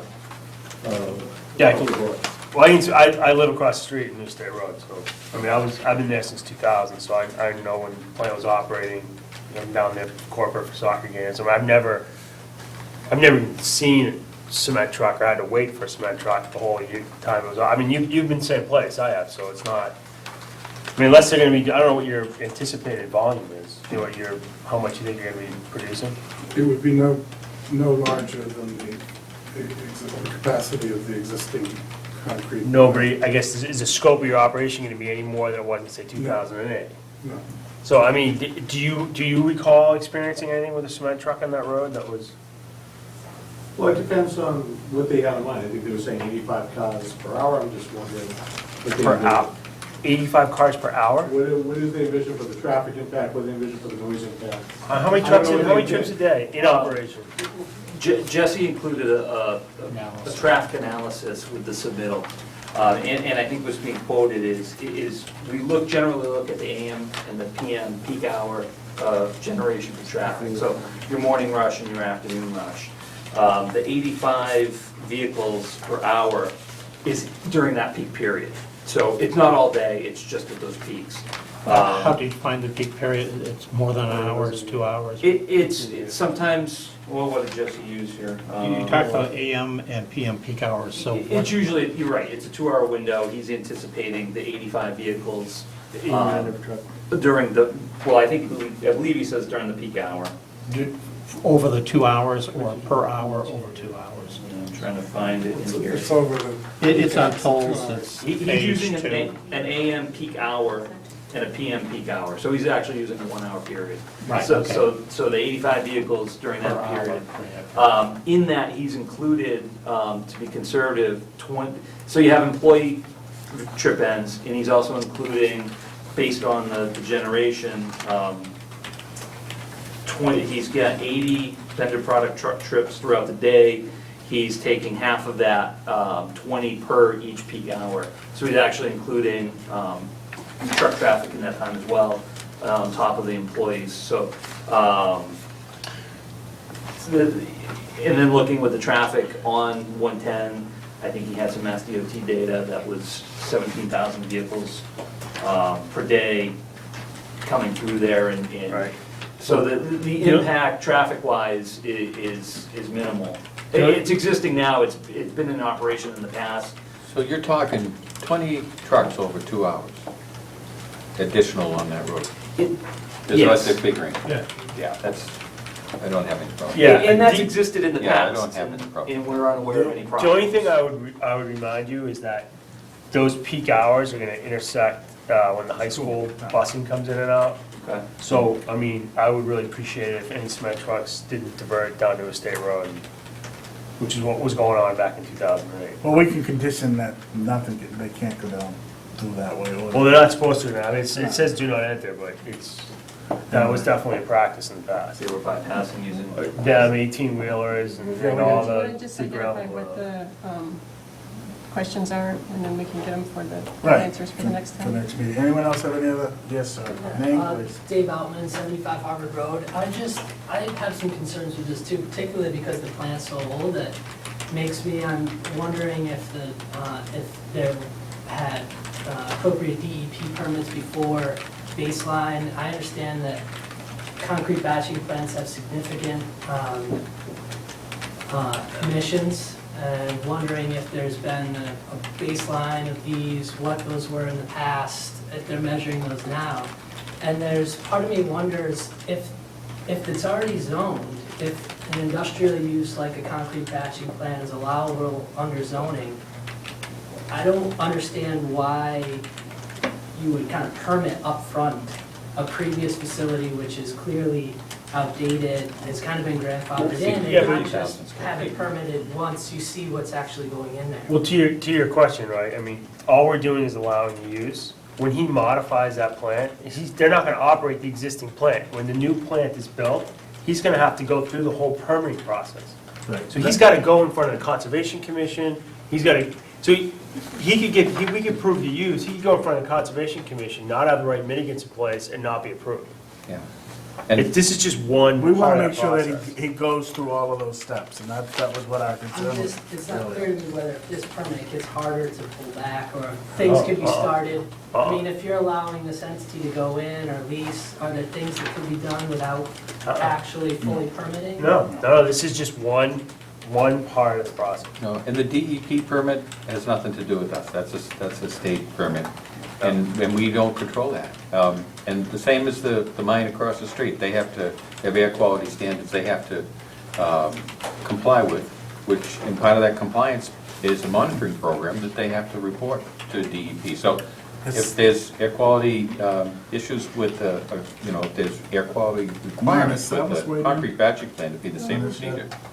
Yeah, I mean, and again, to the traffic concerns, just so you know, we've already approved another manufacturing process right across the street in the old pre-stress I plant, don't know if that's. which is gonna add another 25, 40 trips an hour during the day. We've already approved that, what's what it said. Yeah. But, At what point is there too many trips per day? well, I guess my point is, those facilities already exist. And at some point in Littleton City, they were in operation, operating at or greater than that capacity. So it's not like they're not establishing a new business, it's just I reestablishing. understand that, and I'm just, just thinking about the light though, and the fact that it's not just about the businesses and the trips for the businesses, it's use of that road, it's commuting traffic. Yeah, There's just general, seems to be a higher volume of traffic on those roads, so just kind of hanging your hat and saying, in the past, it wasn't a problem, I'm not sure if that, I'm curious. Well, no, I mean, was just- volume too high? I mean, all the points you're making are good, it's just so you're aware that is zoned industrial, that's what it's for. Has a lot more. Fair enough. Yeah. So I missed this. One more Yes, hand up. yes, sir, in the back. Thank you. Derek Agwini, Foxland. I just want to have clarification on the potential uses of the plant if it's brought back online, so I understand it's a concrete batching plant, straightforward.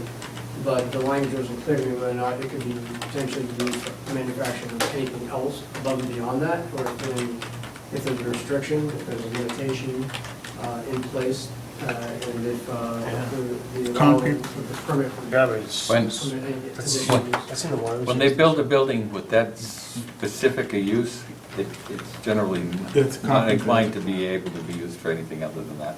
But again, I mean, he's in a water resource district anyway, so I mean, there's a whole bunch of commercial uses that you can't put in a water resource district anyways. You can't put a paint manufacturing facility there, I mean, you can't store hazardous waste there, there's all kinds of things they can't do. Asphalt's not allowed, so it's concrete. I mean, what about sequestration of waste materials or anything like that? No way, not in a water resource district, it's So I it's. would assume in a batching plant, there's going to be batches that are waste, right? Well, waste under the definition, the definition of waste that goes with the bylaw, so it's not, I mean, it can't be hazardous waste. Can't be otherwise detrimental. Mara, when do we have time? The 7th? Yep, Can't store oil there. November 7th, we can do this as early as 7:15, I think. We have No, one more hand up. 8:15. Yes, ma'am. Two quick questions. Kathy Romer, 87 Harvard Road. We just moved in, and so in the back behind us, the lights from the parking lot are there, and that's light pollution for us, and I know several of our other neighbors. But one of the other things I was thinking is the trucks. If they're going to be doing, we weren't at that location when they stopped. Are the trucks allowed to diesel in there and like start up early in the morning? You mean idle and Yeah. make noise? Would you hear them if they did? That's what I'm wondering. I mean, Are most of the trucks stored across the street first, and then they come across to the batching plant? Is that how you usually, that's the way it was previously, Well, in wasn't the it? past, there were quite a few trucks. In Actually, yeah, fact, you that did was have a our lot. main concern. Well, now that MOE is down there, so you don't have the parking space there for all the trucks to be lined up. Well, you're obviously gonna have to come before us because right now you have Middlesex's, all their road work stuff is out there. If you're gonna start up a batching plant, obviously you're gonna wanna put your mixing equipment over there. So we're gonna need to see the parking, we're gonna need to see the buildings, Noise things like mitigation, all that. that stuff. And hours of operation, but Littleton does not like, and especially we've had the problems down there at Concord Lumber of trucks sitting there idling all night long or early in the morning until they're ready to be used. Especially if there is a neighborhood in the back that's gonna be a higher elevation than you, so we're obviously gonna have some sort of. is that going on there now? Are there people idling there? No. And the reason I don't why, think so, so no. there's really no operation there at all? You come in, get your equipment, and you leave, and I assume that's what you're gonna be doing with the cement facility there. Correct. Concrete facility, yes. When is the time for us to ask about the light pollution from the lights? That'll that are be already part of there? what we'll do with the site plan review. Okay. We'll look at, They can be hooded a certain way, I mean. yeah, it has to, Today's, Obviously, they need to keep everything well lit, but we don't need it at night, especially as the deciduous trees are losing all the leaves, all the lights coming through. Or maybe it doesn't have to be as bright, and be shielded. Yeah, or Yeah, pointed down. You need protection of some sort. continue this till 7:30 on the 7th? We can do 8:15. 8:15 on the 7th. If you could give us a better idea of how your equipment's gonna sit out there, maybe, probably would answer a lot of our questions about what you're gonna have over there and how it's gonna, once you eventually go to the batching. Well, plant. the only, in terms of equipment. And the only difference between what's there today and a concrete batching plant would be the trucks transporting the concrete itself. There would be nothing, the batching operation is essentially all contained within the Right, but plant. how many trucks do you think you're gonna have out there, and how's it gonna impact what you have out there now for the road construction equipment that you have? When you say out there, you mean like permanent? Permanently out there now, yes. Permanent storage parked. Is that what you're looking for, Mike? Mark? Yes. I believe the anticipated maximum number is 12. Road truck? Yeah. Yeah, that's fine. So it's a limited number. And there are 100 parking spaces Right. out there. But I know in the past there were a lot of trucks out here and Well, actually. there was a different relationship then, in as much as the concrete batching plant was servicing the property across the street. But Right. That ownership is divided now, so that's. And the zoning enforcement officer, I know when I looked at it, said, well, yeah, that wasn't the primary use as accessory, so he couldn't touch it, and that was sort of unfortunate. Now, But that's not gonna exist. okay, and what I'm trying to understand is that your TMC leasing is just the concrete plant, or is it actually leased the rest of this too? TMC Leasing owns the 26-acre. The whole area before us? The whole parcel in front of it. Right, yeah. but you're looking for. There is a tenant that occupies part of the garage building that's not an affiliated Middlesex company. It's SOE. Right, and just reading through this, I see also you're looking for waivers not to actually have a site plan survey, not have all the details. There are no details in place because it preceded those regulations. Correct, and it's basically an existing conditions plan, so, and I'm not asking for those waivers in respect of when we come back for site plan approval, it's just with respect to this submission, what's in front of you But today. submission for a special permit, but so there's a hearing for it, the permit will happen later. I think we might have. No. No, you'll open the hearing, and you have to make Yeah. the findings that are listed in the zoning bylaw. Okay. So that's, And you're also looking for a waiver for the fee, but it looks like there's gonna be a fair amount of review of this. So I hope that, not. But not for this decision. yeah. I'm not, again, the waiver request is only with respect to the application that's in front of you today. We're not asking you to give us an advance waiver to, really kind of site They plan just approval, want which us I to think know is whether or not probably. we agree that batching plant is grandfathered. Right, we're trying to best figure that out, All right, yeah. why don't we So it's kind of workable, you know? Get our heads around it for the next meeting. Okay, sure. So, did I answer your question? Yes, you did. So is there any other information you would want for, well, if there is, Maren? Maren, if there's something we can think of. So we're gonna have the next meeting on this, why? 7. Why would we need Why do another we need meeting another for meeting use? for this? I think we do. are you ready to make the findings that are listed in the zoning bylaw? for I this don't site? think so. No, we're not. We have to understand a little bit better. A little bit better what? We don't even have it written out yet. We have no conditions, we have nothing. We need the next meeting, do a little more research to make findings of fact and things like that. We have no findings of facts there. We just have a I don't draft think there's a review. problem. I don't know what that means. I don't have a problem with voting on it. I don't either. I don't know what that means, finding of fact. We're just approving the use. The moment he touches that plane, he's gotta come back in front of us and do the No, he whole doesn't. process. He does? I heard Sean. We have no findings of facts, we don't even have, what are you voting? Yes. You're gonna run into the same problem never mind.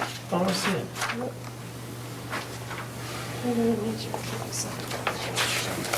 It's a qualification when you cut the permit. This is the qualification. Okay, so special permits for major commercial industrial uses can only be issued if you make these following findings. So I would suggest, So we if actually you're get a- going to vote on it, you have to tailor your conditions to make So sure those are what we met do is- at some time in the future. Maybe you want So we comments. have to come up, we just have to come up with a statement for this, though. Exactly, we have it all drawn out, we have findings of facts for all those line items that'll be in front of us on the 7th, nice neat package, boom. And I would suggest that they probably don't want you to vote right now because I'm looking at 3-2. Right, I'd like to see findings of facts and everything else, so can we continue this till the 7th? And maybe people can write in comments if they have problem? concerns. No, I'm fine with that. I assume you're looking at 88B1. Yeah. What we'll do is we'll do it, we'll send it to your office. But you asked for a waiver for. You guys get to take a look at it, we'll go back and forth about what our findings of facts are gonna be. Absolutely, we've done it 100 times. I think as you look at those, I just want one comment, as you look at those criteria, they really anticipate that you're doing something. But you are gonna do something. No, I understand that.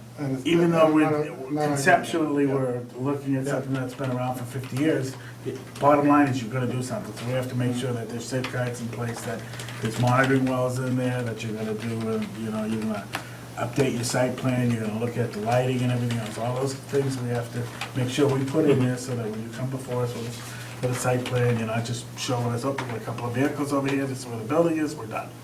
So we're And the really conditions are continuing well this so that we can stick all this language in as a condition. Yes, Exactly. because otherwise we don't know what we're gonna say. We're likely to have some 8:30? bad wording. 8:30 on the 7th?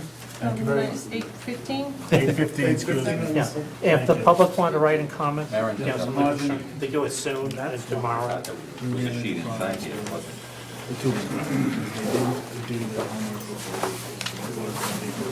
That's why we usually do it the same night. Thank you very much. Thank you. Yep, thank you. They need to know the findings of facts, that's why we're sitting here. We don't have any findings of facts, we could just say that it was with use and we're done. Hang out. Mark, I thought they would be in our package. What? I thought they were going to be in our package. What the findings you Check use? with him. Yeah. I think Aaron so. usually does that for kind of, We're just doing A and Rs. Don't you agree, we need to, Yeah, we even need though to it's figure. grandfathered, we need to. you gotta make all the findings. Right, Yeah, you can't do it in one. Oh, you do? Yeah. You can't just throw a wing at it. Sure. This is I thought we were gonna condition it, that he was gonna, I mean, he was gonna have to do all this anyways when he changed. That's all gonna be in there. Anyway. But it's all gonna be in. You wanna parse through it and make sure Signing the findings. Well, you have to approve first. they're doing All right. is gonna be okay. And defer the- We have an A and R. We have several. Yeah, well, let's start with the one on 120 Goldsmith Street. You really need to go through that. Uh-huh. These folks. Yes, would you like to give us an idea of what you're doing? Make the site plan. Sure. Get these out a little bit. Yeah, right?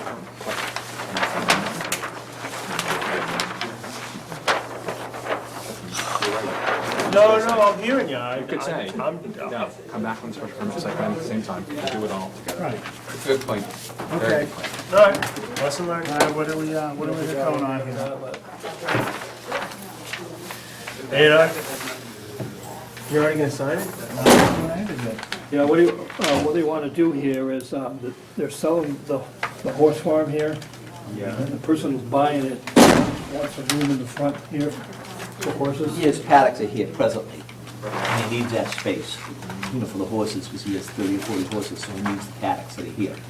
So when this was broken off years ago, the line was arbitrarily drawn here. He said, well, I'll buy it, but I need, more space for the paddocks that are already here. So we said, well, we gotta break that piece off then. So you're adding parcel 2B-2 to... Yeah, it has to be separate, because this is technically a condominium here, because there was the 6 units in the house and 2 cottages, so that's like a condominium with 8 residential units, which 7 are sold, and there was a horse facility. So he's buying the condo, the horse facility, so then he's also gonna buy this as a separate thing, because you can't really add in the condos, because then it's tied up with the other 8 people. Right. So he just wants it so he has room for his paddocks, for his horses. So this is just going to be a standalone parcel? Yes. Yes. Okay. And we're just taking that away from the 20-plus acre piece. It's a wicked lot. What does that do to the uneven lot calculation? What? Because that was part of it. That Well, piece this is one- down to the, that comes up to Goldsmith Street? Yeah. It's on Goldsmith Street. It says, and it says not a building lot. Goldsmiths is right there. And if you go to the house is right up in the front. If you go standing in the street, it's right to the right of the house. You see the paddock to the right of that yard. I know where it is, yeah. Yeah, so that's where the paddock's So at. this all goes with the house though, right? Yes, right. So this little parcel doesn't. Right, but he said without this, he cannot run his business because he needs, he needs so much area of paddock. What happens to this little piece here? That is just, this piece just goes with this piece, so we someday may do something with that, but I mean, we need access to That's get the to this frontage. piece. That's the That's frontage, to get yeah. into this Yeah. piece that we have left. Which a big part of it's wet, obviously, so who knows what we can do with it, we're gonna look at it from down the road. Didn't we split that up into 2 pieces before? Yes. That back Yes, end, yeah. yes, it was one piece when we drew the line. We probably, if we were smarter, would have put the line here instead of here. All right, we're coming, this is heading towards the center of town. Where are all the condominiums that were built right along the road? Where are those? That's up in here. Right over Right, here. where's the big yellow house? Right there? That's on this piece. It's on this. It's right there. Well, why didn't you draw the house on there so I knew what I was looking at? It could have explained a lot to me. The house is right where the NF is. Well, it's probably connected to that This yellow house is right where that All NF right. is. No fair. It's not Yeah, fair. that's right where that yellow house is. So this is now gonna become part of Yeah, that. no, I know, Keep I know this little that. sliver there at the golf back. Zoning bylaw? Okay. So, Russ, what does that mean? Yeah, that's that. That's where that came from. Zoning? That's a change. Oh, that's no, add no. Anyway, I don't have a problem with it. No. Since it's got a note on it, it's not a building lot. I don't get a motion to approve it. One second. Moved, all in favor? Aye. Who made the motion? Can't make it, chair can't make the motion. Sure I can. Whatever I want. Just to get you out of here before Feeling of 12 power. o'clock. Okay, so then we have an, Do we have to sign it? yeah. Yeah. Do we have to sign this one? If you would, that'd be helpful. Oh, and, All of these we gotta sign, just the Mylar and Mylar and the other one.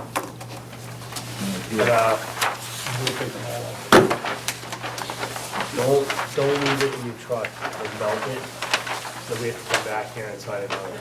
This is this one.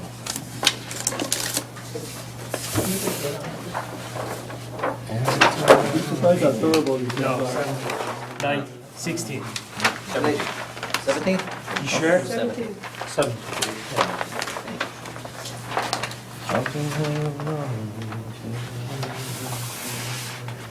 Bylaw. Yeah, just wait a minute, see what it says.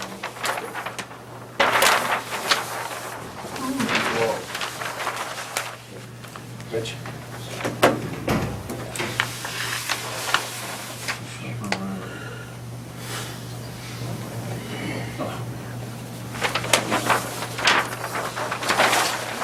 Done. Okay, thank you.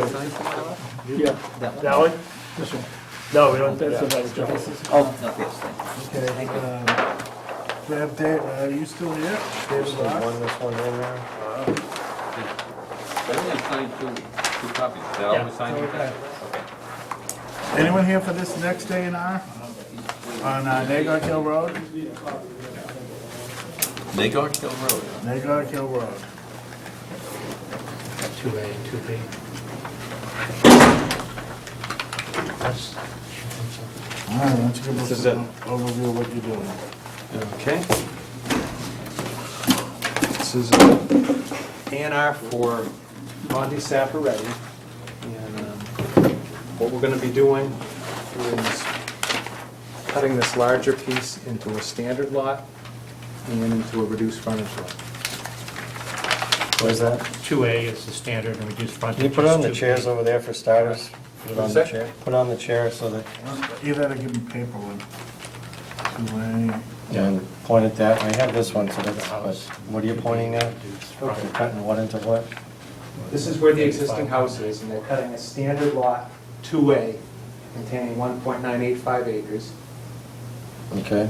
And Lot 2B will be a reduced frontage lot containing 2.679 acres. Oh. They both meet the lot shape and the percentage of wetlands. Do you have the square box in the reduced frontage lot? Mine, oh, there it is, I see it. Oh. So that's the 150-foot building square. Even though you got wetlands running right through the middle of it? You don't have to, They don't- right. it can- You it just can have to include show the that you put wetlands. it in there. They don't have to actually build there. So you got 35 feet of frontage on the road for that second lot. Is that right? Oh. 35.94. Yeah. And it's 35-foot You wide put a house access there? strip. Okay, that's their problem. It's on next to another one, so that's a full. hammerhead deal. I don't see a problem, you? No, next one's 154, so it's got full frontage, so. Sorry. I'll entertain a motion to approve 2A and 2B. Motion, yeah. So moved. Anybody motioning? I don't think you can make that motion before Richmond. Somebody else make the motion then. I make a motion to approve it, So as a. So moved. I'll, second? Second. All in favor? Aye. Where's the pen? Before you sign it. Now, Well, I wanted to. There was one bearing and distance that was left on from a previous plan, and I reprinted it. so you're the brand, you get rid of this mile, you're on that mile? Same exact plan, except for there was a 15-foot distance left on it. So it's more accurate, is what you're saying?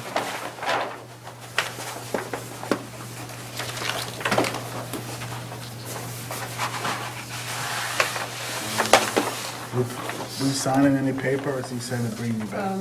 He's got 'em right there. All right. Each, how many writs are A couple would be great. Three right here. What do you want, just one of these? 2 would be great. Two would be good?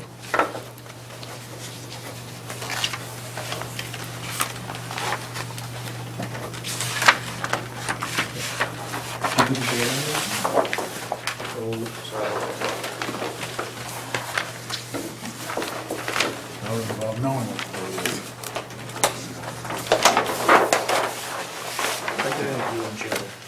Down to the last one.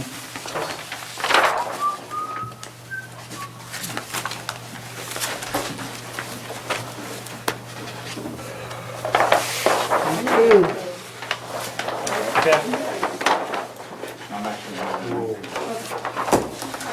no copy, but I'm going to handwrite it on you. Want as many paper copies? Any more signs? That it, just the one Mylar, we don't have to say sign No, paper? there's 3 papers, it's bigger ones here.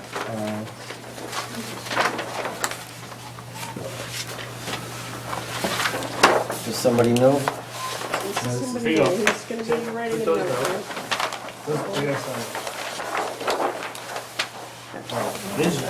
Who takes the mile? He does.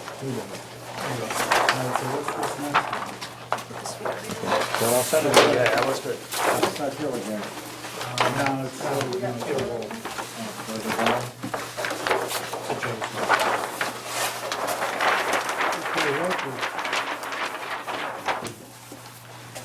And this wasn't signed. Harvard Road, Is there a sign? No, it's only 2.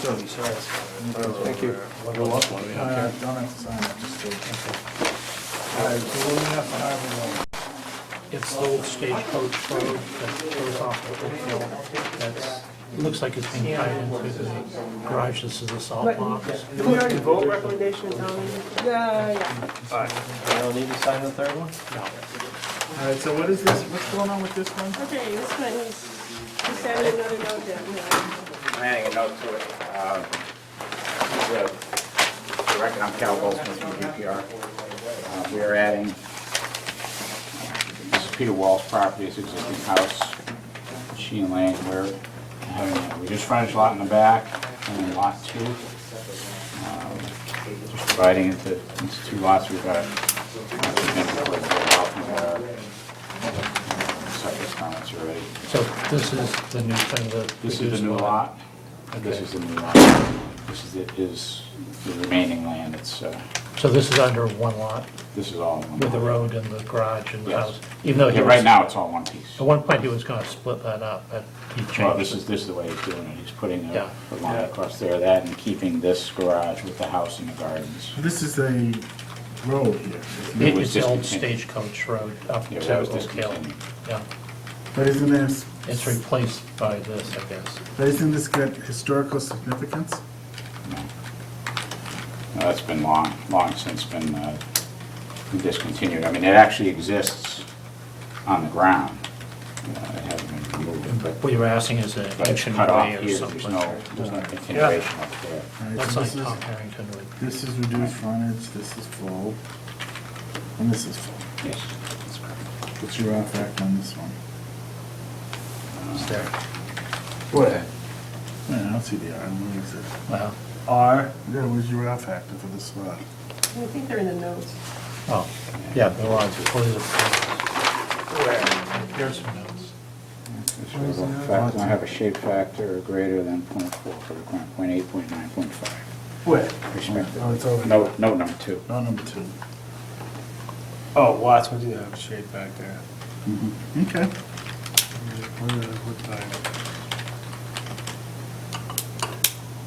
Really? Yeah? So this may make it easier for him to sell, which is, So make a definitely motion, will. Yeah. Make a motion. make a motion to approve the 195 Harvard Road A&R lot? So moved. Second? Can I ask a question first Yeah. about what he says, the abandoned road there? yeah. Why, if it's abandoned, it's not part of this parcel anymore, why is it still on the print? Why do you even show it? It is as a road on the ground. Yeah, I think it's physically existing on the ground, and the surveyor felt that it should be shown. It's also a utility easement. Oh, it is an So easement. You can see shown on there. I think Oh, that's what the hatching is, it's the Right. utility easement. And both the salt box house and the garage are old, so, Yes. you know, having the road there adds to that general sense of oldness. What happens to lot 3, by the way? What happens to it in what respect? Is it, Lot 2? lot 3 is just floating out there now, right? It's the reduced frontage lot. Lot 3? Yeah, right here. That's the one that cuts up to It's the all one lot. 35-foot run? Yeah. Oh, Right you through thought here. it was a lot? From Harvard Road. Yeah. But the reason why I ask about this is, and again, I got one of those things about paper roads and whether they be on, in the registry of deeds. And just Yeah. because you don't use that road anymore, the others have a right to it. But I think this was specifically discontinued and all rights were extinguished in it. And this has been to court. It was, I don't know if you remember, if you were around at the time, but out and back in the Harvard, where Sawyer Lane, out and back, town of Harvard services 2 houses back there. Irving Morgan, there was a huge litigation between Peter Wall and Morgan that went on for 10 years.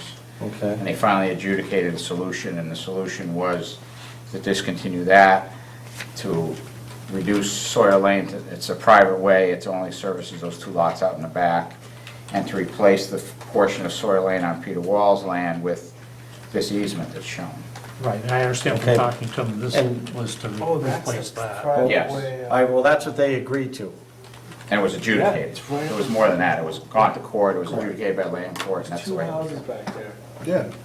Moving to the houses. I And guess, town of Harvard. guess what bothered Does him he was- still live back there? Is he even still alive? No, Irving Morgan's not alive, he died a few years ago. His son-in-law and daughter live Right back back there. here. Which one's, That's the conservation area. son-in-law and daughter, Audrey?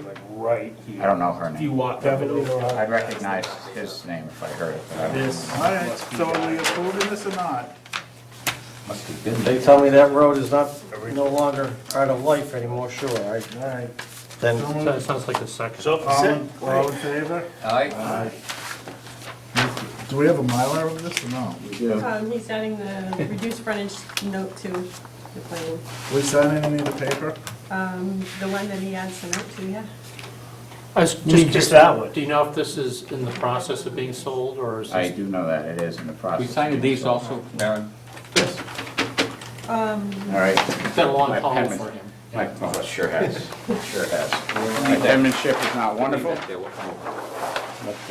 we signing the paper or no? Yeah, I'll put the note on a couple of paper ones if you I want. already signed that one. Oh, you print out some paper ones? I'm sorry? You want to print out some paper ones? I can, or I can just add the note right to these. I'm just curious, do you know, Peter Wall had offered 2 lots on Oak Hill Road, Sycan Conservation Commission. Do you know where he is on that? Yeah, I know he's figured still talking about that, I don't know if he's actually done it or not. No, he hasn't yet. done it because he's communicated with me. But, yeah, my last conversation with him, is that he is still. Are we signing it? Right, I figured he got bogged down in this. I think And I've that's sent true. him notes, I didn't want to harass him. Yeah, I think that. Okay, 'cause they offered to the trust, and we said, no, it should go to the Yeah. commission, because that's the. Yeah, well, we have not been to Here for the the Conservation Conservation Commission with Commission. the septic plans or the house plans. Right. Because whoever buys is gonna put a different house on there than what we've got, so at that point, we'll come back before them with the Okay. notice of intent, and I'm sure it'll be all part of that Yeah, we're done. prior to that. When I go to the Conservation Commission, they keep on asking. Sign the one paper? Peter, no, it'd be nice if you could remind So if you them. could tell them very third You want hand, 2 or? I think, Yeah, that'd be good. yeah. You write on that one?